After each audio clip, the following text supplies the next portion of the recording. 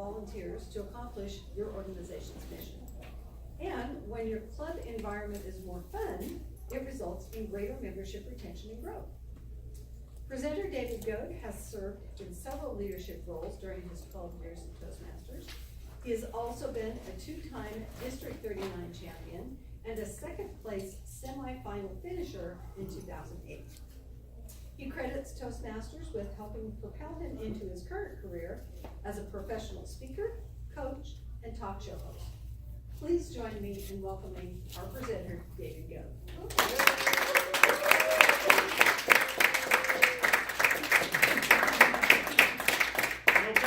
No preparation. The dog rescue was in trouble.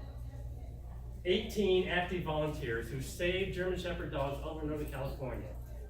They've been doing a great job at this. They rescue them from shelters, get them into foster homes, and then find adopted families with them. But lately, they've been at each other's throats. Dog analogy. Things are going off the rails because they have some policies and procedures. They have guidelines. They have a book they're supposed to follow. Then people kind of follow it loosely, and people bend the rules. And people in the East Bay don't do the same thing in the Central Valley. And before you know it, people are starting to snipe. You ever seen that? It usually starts in email. You're not doing this. You're not doing that. Not. You should be doing this. You should be doing that. And you know what happens when you use the word should too much? You should all over yourself. It was important that they got together somehow and resolved their differences. So one of the dog coordinators, I won't use her real name, said, well, let's get everybody together for a couple of hours. We'll just gripe and complain for 2 hours, vent everything that we have to vent, and then hug it out. Sound like a good idea?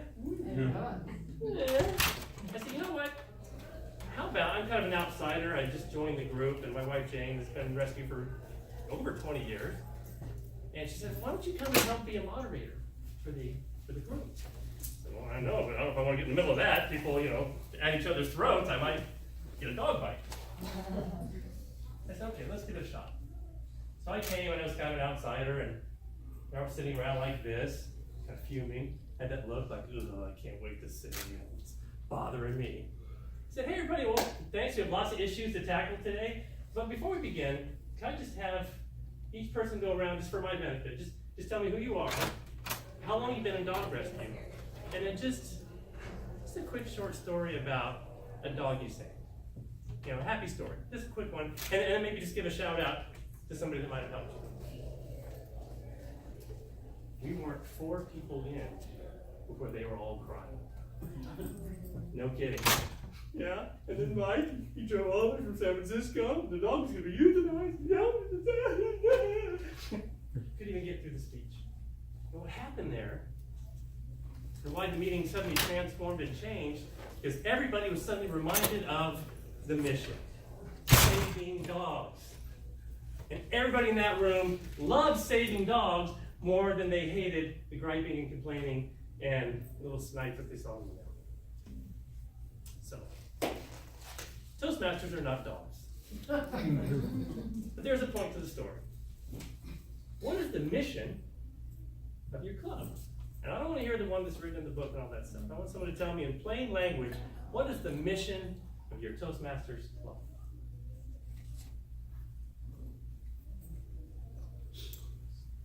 To grow as a person, but to enjoy it as well. To grow as a person and enjoy it. That's a good individual mission. All right, how about you who have served in a leadership role in your club? I assume all of you have served as leaders. I'm looking around, I see former presidents. Okay, raise your hand if you've been an officer in a club. That's 100%. How about an officer at the area level? Division level? District level? Woohoo!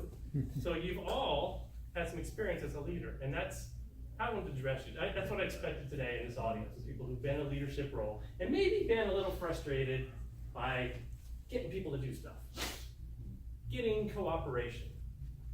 And I posted it on Facebook, and I had some people that answered me and said, yeah, Someone posted it publicly. Some sent me the private message because it was politically sensitive. They said, yeah, I struggle with getting people to sign up for roles on time. I struggle with getting people to volunteer to be officers when that 6 months rolls around. I struggle with people being resistant to change. Anyone?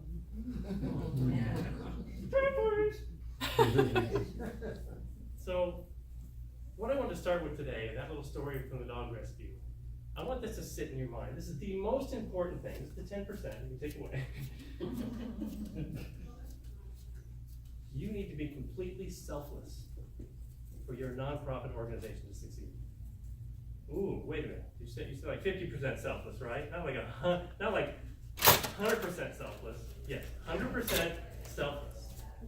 Put your eye out.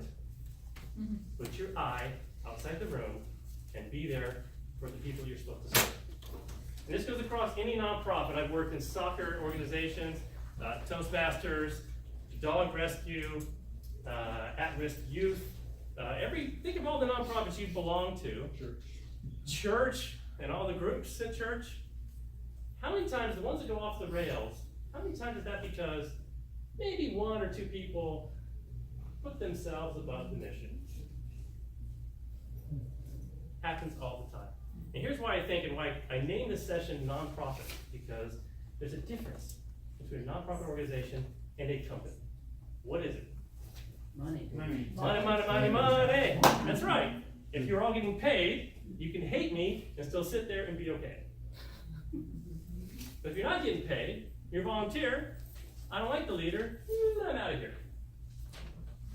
There's really nothing holding you there from a compensation standpoint.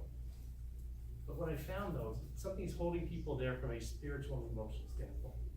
People are more politically sensitive in nonprofits because they probably signed up because they're passionate about it. Jane loves saving dogs. You may love helping speakers get over their fear. You may love helping at-risk youth get their first job. And so you join the organization because you have some spiritual and passionate connection. And your identity is wrapped up in that. Often I've seen people who, hey, I am the queen of the dog rescue. That's me. That's synonymous with me. That's who I am. And if I were no longer the queen of the dog rescue, who am I? I mean, it's that deep. So imagine when the email sniping starts, it's even more of a vicious attack. Something that has to be defended, because you're defending your identity, not just a job. Right? You can get another job. No, I'm the queen of the dog rescue. Right? So that's the number one point, is to be selfless, put your eye out. So now you're saying, okay, David, we notice you're very lighthearted and funny on Facebook. Why are you being so serious right now? And I think that's very, very important. I've seen organizations go off the rail just because of that selfishness. So now, I'm going to answer the question that most people asked me when I was researching for this. I said, what's the hardest thing to do in Toastmasters? Anyone?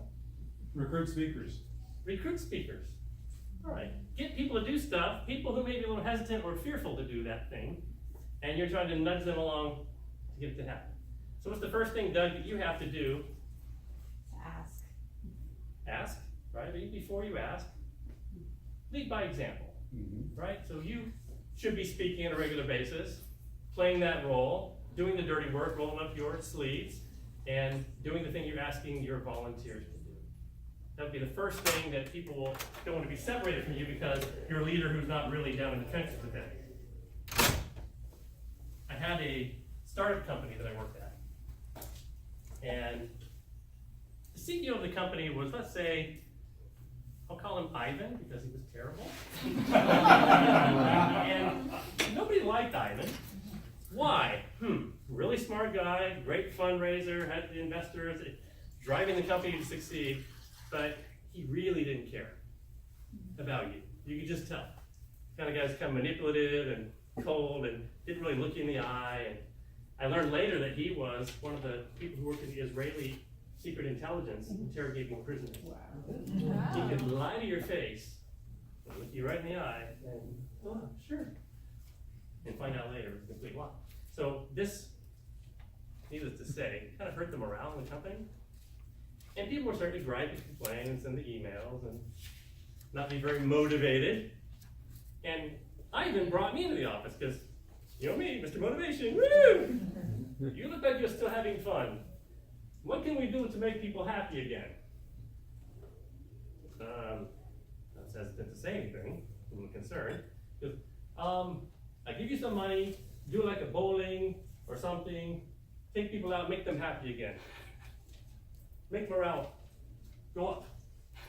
I said, okay. And we did, we went out and we went bowling and drinking and everybody had a good time, and then a couple days later, what happened? Back down to the same swamp, the same morale, and the same. And I was brave enough to say to Ivan, morale is not an event, it's a culture. What do you mean by that? Culture. I said, well, it's about really the tone that you set here as a leader, your attitude, your willingness to really care, to really listen to people, to help bring us together as a team, as a charismatic leader. And a lot of CEOs try to solve the problem that way. And maybe in Toastmasters we have leaders that say, well, let's go out, let's go and drink, let's have a social, have a picnic, and those are great things. But if there's poison in the group, or it's not really functioning properly, it's going to sink right back down. So what are those things that motivate?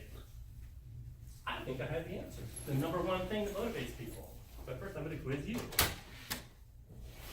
You, sir. The number one thing that motivates people. I think recognition. Recognition. Follow up after you sign something that needs to be done to make them realize that you appreciate what they did. Like a public recognition. Yeah. Very good. That's a good one, but it's not number one. So. Yes. Like some form of internal drive or satisfaction. Oh, so be tuned to their specific goals or needs. Yes. Great. Great motivator. Not the one I'm looking for. Anybody else? Yes, ma'am. Helping others. Helping others. Oh, so being in service to other people is a great motivator. I would totally agree with you. I'm still looking for something else. Definitely. Encouragement? Encouragement. Right. Support, listening, tell them, hey, you can do this. Very, very important. There's something you're all missing, and it's because it comes from the for-profit world. There's one thing that motivates everybody. Money. Money. Power. Bonus. Power. The thing that motivates people more than anything else, and this is proved out in the data, is success. Winning. When the company's winning, it's easier to be happy. When people are succeeding and going through the Pathways program and overcoming their fear of speaking, it's fun. When people are achieving what they set out to do, they're even more motivated. Wow, David, serious? Success is the number one motivator? Yeah, when you're losing and the club is down and members are leaving, it's not fun, it's hard. So how do you get to that winning position? As a leader, you have to push people. You push them in a nice way, in a diplomatic way, but all those little nudges, hey, come on, you can do it. Like you said, encouragement, acknowledgement, all the things you guys said are all true that help, but you gotta push enough to make the win happen. Usually the volunteers aren't gonna do that. You as the leader have to have the charisma and the energy to lead that. So if you show up at your Toastmasters meeting and you're enthusiastic, I am so happy to be here, and they can feel it. You're not just saying it, you really want them to feel it. That's what lifts the energy. So that's what I mean by lead by example, to set that tone of enthusiasm. Because I tell you, the speakers I enjoy the most, like the ones at Table Topics today, the ones that look like they were having fun up there, right? That's the ultimate compliment, is you look like you enjoy your job, right? Maybe it's a total act. You know, Jeff's a good actor over here. Generally, whenever I meet him, he's smiling, he's having a good time, nothing's getting him down. I want to hang around this guy. He's a fun guy to be around. I know. It's not always fun, the things you have to do, and tough things happen.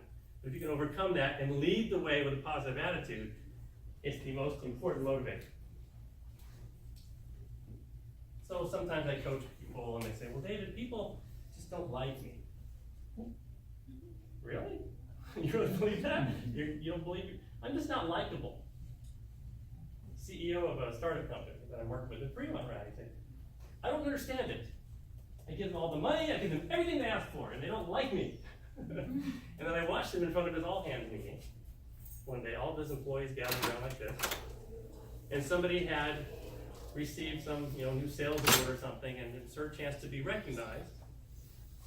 And she says, yes, we have, Mary who won the award, and so she comes walking up, and you all know in Toastmasters how receive an award and get a picture and celebrate. And she walked up to the front, and he's like, here. That was it. That was the presentation. She turned around and walked back. And, it's like an awkward, do I hug you? What? So he wasn't setting the tone of really caring for her. She won an award, got money and all that, but didn't feel like somebody cared. And if success is the greatest motivator, I think the greatest demotivator, and the reason people don't cooperate, and the reason they leave your club, is because they think you don't care. You know what the real tragedy is? I know you do care. So I don't get it. We care. Why don't they think we care? Because you didn't show it. It's that simple. It's those little tiny words that you whisper to somebody after the meeting, hey, good job, like Deborah said, she's a great encourager. She showed that she cared. You call up that new member. 2 days later, we're so glad you showed up at the open house. Are there any questions you have? Because I would love to see you enjoy this as much as I do. You make that call, you're probably increasing the chances of them joining by tenfold. I had another moment with one of the Tracy Toastmasters members who came up to me last year. His name's Raj. And when Raj started, he couldn't get 2 words out of his mouth on tabletop. I swear, he stood up there and okay, sad, but he did it. And he kept coming back and back. I don't know if you remember Raj. He came up to me and he said, David, I just want you to know, a year ago, I was going to quit. It's too painful. And you just said, Raj, you stick with this. You're going to improve. Stick with it. He goes, on that day was the day I was going to quit. And just that little word, and I completely forgot, and I do it all the time. This is part of our culture at Tracy Toastmasters, is to thank people, encourage them, ask them how they're doing. And so you never know when that one little word of encouragement might turn them around. So the likable leader, I think, someone who's enthusiastic, honest, transparent, self-deprecating. Oh, look, I made a mistake. What a goofball. Right? You can not take yourself too seriously and care about other people. I learned this a long time ago. When you work in a room, the most interesting person in the room is the person who's most interested in everybody else. So ask questions, connect, and you'll change the environment. Then I asked Jane what she thought was the best motivator for volunteers. She's worked in rescue for years. And she mentioned the word respect. Have you ever disrespected somebody? Intentionally in Toastmasters? I don't know, this is a pretty positive environment, right? Did you ever think you may have disrespected somebody? When do people feel disrespected? You're nodding your head. When do you think people feel disrespected? When you don't listen to them, yeah, you're I'm in a sorry, hurry. What'd you say? Oh. That is absolute correct answer from my perspective is, am I being heard? And we're going to go over in a second the steps of managing people who are complaining or having a negative experience. But that is the number one thing that people feel like, oh, you don't care. You didn't even listen. You didn't even bother to ask how I felt. So, very, very important to respect people. And if you want them to stop cooperating and leave, just do the opposite of all those things. Don't listen to them. Don't appreciate them. Don't care about them. So I'm going to address the question of, well, people aren't really responding when I ask. I'm being likable, I'm enthusiastic, and I show up everybody with a smile, and come on, let's do it, gang. And people just aren't signing up for roles. Let's address that one first. I know you all have your little methods of getting this to happen. You've all been VP of Education and president. You're laughing. Okay, Don VP Bree. of Ed is here. How do you get people to sign up for roles? I'm not the VP of Ed, I leave that up to Exactly, she delegates.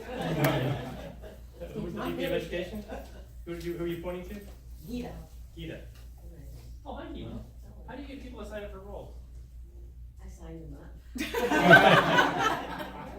Correct answer! It's all in the way you ask.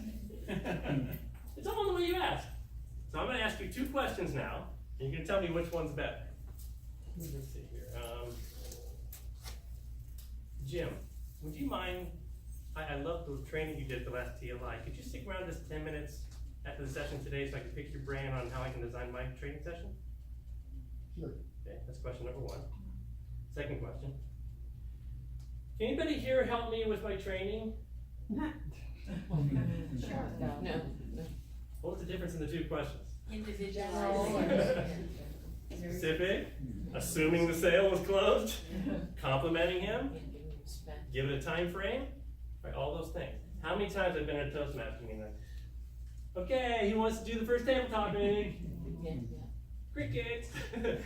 Anyone? Instead of, Linda, congratulations, you're gonna break the ice and be our first tabletop contestant. You come on down. You come, give her a round of applause. Does she have an option of saying no? Right. And there's all degrees, and to kind of temper that based on new members and challenging them too fast and too hard before they're really comfortable. But you get the idea. And this is what I've seen in some of the best fundraisers in nonprofits are the people who just ask for the money, right? How much do you have? Do you have any more? Let me look in your wallet. No kidding, I've seen it. And if you have that kind of gumption to ask in a bold way, you will receive. It's written in one of those best-selling books, isn't it? Ask and you shall receive. So the way that you ask matters. Be specific, use a name. It matters also if it's in public or private. This is another dynamic that I've noticed a lot when people react differently. Remember we said if they're getting criticized, you don't want to be criticized in public. If you're being praised, you want to be praised in public. Right? Same thing with asking. If you ask someone in front of the group, and I kind of call you out, Linda, I need you to speak next Friday. Can you do that? And she's nodding her head yes, because I don't want anybody else here to hear me say no, but as soon as I leave this place, I'm going to say no. Right? I didn't really give her the respect of saying, can you really do it? Right? And a lot of this is, I think, taking people one-on-one afterwards. If you do a public of the group, you have to follow up with one-on-one, eye contact, phone call. Use your voice. Email is the most wonderful and terrible thing that was ever invented. It is the fastest, easiest way to communicate, and the worst, most disconnected, impersonal way to communicate. So, in my experience, in Tracy Toastmasters, the times I got the most success, I didn't always do it right, but it's when I just pick up the phone and call. Even leaving a voicemail for someone is better than an email. Why? Anybody? Person hear your voice. Do you always listen to all your voicemails? No. Yes. Because if you don't sequentially listen, you might miss something important. Do you ever scan your email and just delete things based on the subject line? Point made. Script yourself a little 30-second audio voicemail, just like a radio commercial. Hey, this is Jeffrey. Just wanted to know I'm lining people up for the open house, and I would sure love to have you play this role. If you can do it, just go to Easy Speak, confirm that for me. If you can't, let me know right away because I'm holding this spot for you, and I want to know. Now, if I got that voicemail from Jeffrey, I'd go, I gotta call him back. I can't just delete it. He's got a counting on me. You give a little bit of accountability and set an expectation in a nice way. Maybe with a little compliment. Just tell me, David, you're the best, man. Best. I need you for the open house. Right? There was a question I saw a hand up in a moment. Yes. I was gonna say, isn't that about age bracket too? Because I'm finding that the young, for example, my kids that are, 30-something, 40-something even, and they don't respond to voicemail, they don't listen to their voicemails. Will They you only answer respond your to freaking text. phone? They respond to text, so I'm wondering, if it changes too with different groups or age groups that you're working with of what they respond to? I think there's absolutely a generational difference, where anybody under the age of 30, 35 right now, you have to text them to ask them if you can call them. Or I called to I- answer your phone. Okay, so I worked in Cisco Yes. for 11 years. Cisco is a high-tech environment, people of all ages, millennial to 70 years old, and we're all trying to communicate, but we've got email, WebEx, all the social media, instant messenger, all these different devices and channels coming at you. And I was trying to schedule one of the executives for the talk show. He's supposed to be a guest on the show. And these senior executives are hard to reach. You need like 2 months in advance to get on their calendar. So just trying to get his admin to schedule him on my show. I had to walk over, she didn't answer any of my calls. So I walked to her, hi.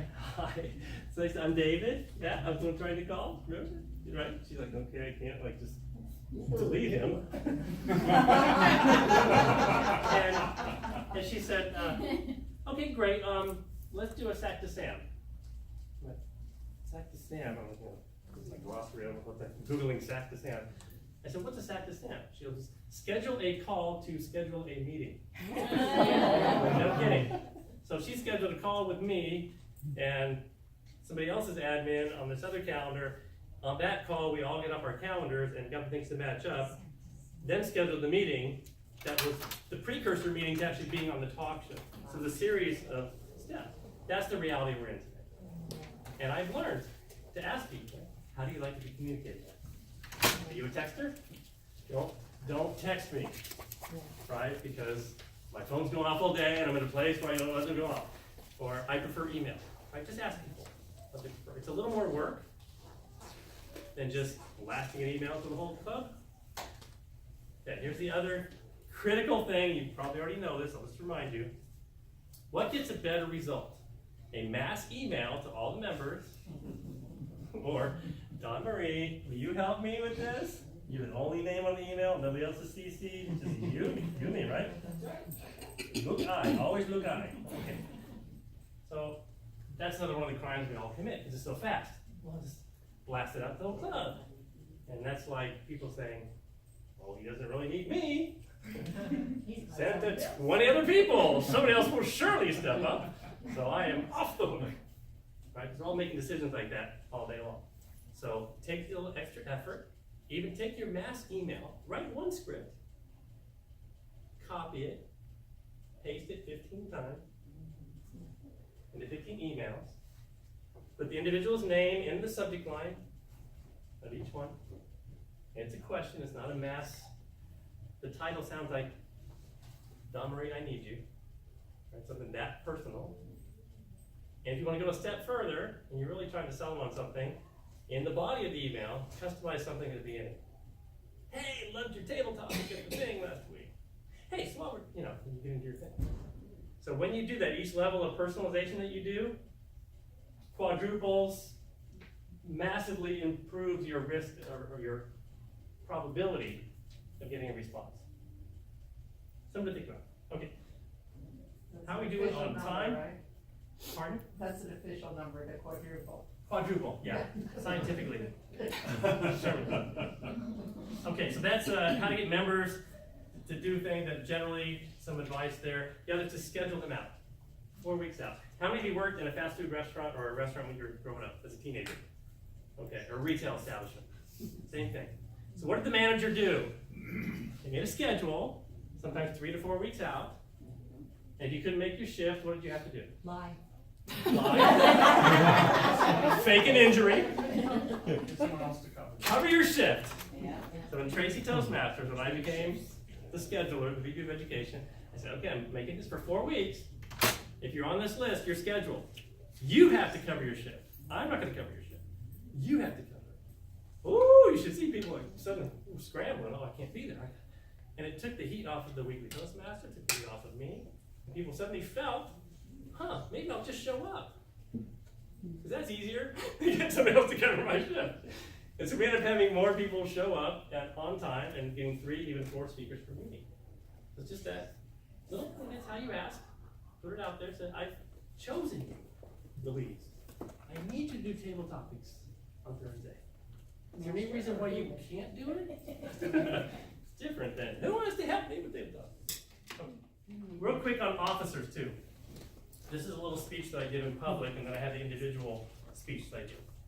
You know, at times comes where you're an officer, you kind of want to give somebody else a chance to step in.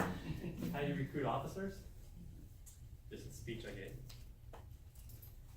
Here at Toastmasters, we've got speaking and leading, and every active member of the club takes a turn being an officer. It's not a question of if, but when.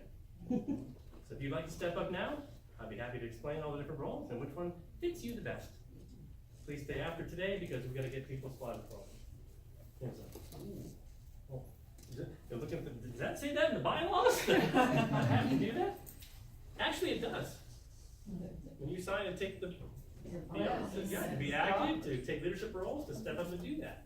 So the more forceful you can be, in a nice, bold, polite, diplomatic way, and then after that speech, you go up. Say, you did a great job, by the way, table topics. Thank you. Yeah. Would you be PR in the club for the next 6 months? I'm already president, that's how I got it. One more quickie on officer recruitment. Don't be afraid to give it to the brand new member. Rookies, with all the energy and enthusiasm, because what I found, even giving them sergeant at arms, ends up makes them feel like they belong. It's a way, actually giving them work, makes them feel like part of the gang, right? Part of the team.